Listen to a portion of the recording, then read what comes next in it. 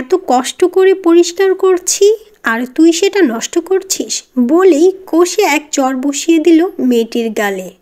আসসালামু আলাইকুম, আশা করি সকলে ভালো আছেন ইমান এবং স্বাস্থ্যে। আমরাও আলহামদুলিল্লাহ ভালো আছি। প্রতিদিনের মতো আমি আজও একটি নতুন আর্ট নিয়ে আপনাদের সামনে হাজির হলাম, শুকর আলহামদুলিল্লাহ। সেই সাথে নতুন একটি গল্প আপনাদের সাথে শেয়ার করব। আজ আমি বহু পেন্টিংয়ের উপর একটি আরবিক ক্যালিগ্রাফি করব। আশা করি সকলে শেষ অবধি দেখবেন। রেগে গেলেন তো হেরে গেলেন। ছোট্ট মেয়েটি বাবার পাশে দাঁড়িয়ে তার কাজ দেখছিল। বাবা তার নিজের গাড়ির ময়লা পরিষ্কার করছিলেন। গাড়িটি ধুলো একাকার ছিল।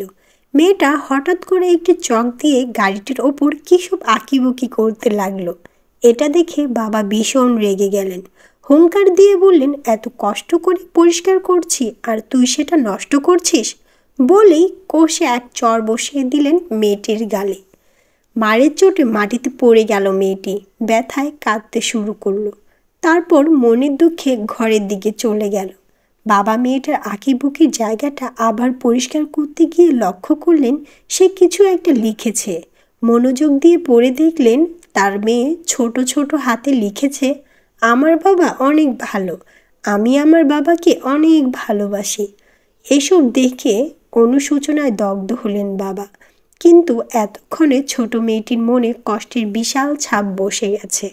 আসলে রাগ বা উত্তেজনাকে দমন না করতে পেরে বাবা যে আচরণটি করলেন তা আর কখনোই তাকে স্বস্তি দেবে না।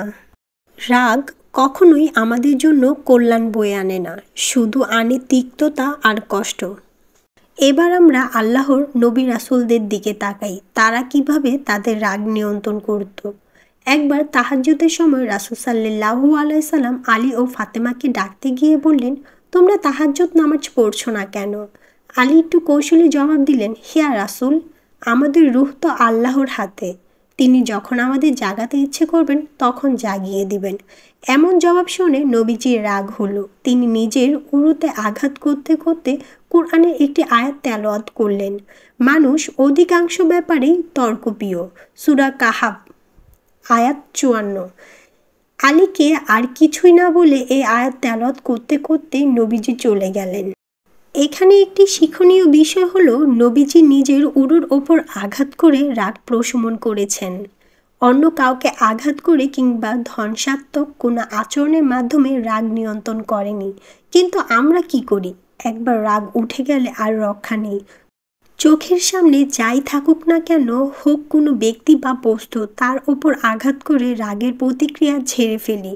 যেমন ঘরের আসবাবপত্র ভাঙচুর, নিজের স্ত্রী সন্তান বা অন্য যে কোনো ব্যক্তিকে অকথ্য ভাষায় গালিগালাজ, এমনকি গাছপালা কিংবা প্রাণীর সাথেও আমরা খারাপ আচরণ করি।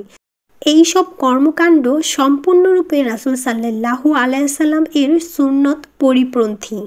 রাসূল সাল্লাল্লাহু আলাইহি সাল্লাম বলেছেন, রাগ আসে শয়তান থেকে। শয়তানকে আগুন থেকে তৈরি করা হয়েছে। আগুনকে নেভাতে পারে কেবল পানি। অতএব তোমাদের কারো রাগ হলে সে যেন অজু করে নেয়। রাগ এক অদৃশ্য শত্রু, যে কোনো সময় আপনার বুকে ছুরিয়াঘাত করতে পারে। তাই আসুন রাগ নিয়ন্ত্রণে আরও কৌশলী হই, মনোদ্রোহিক প্রশান্তি লাভ করি, মনটাকে নির্বাণ রাখি।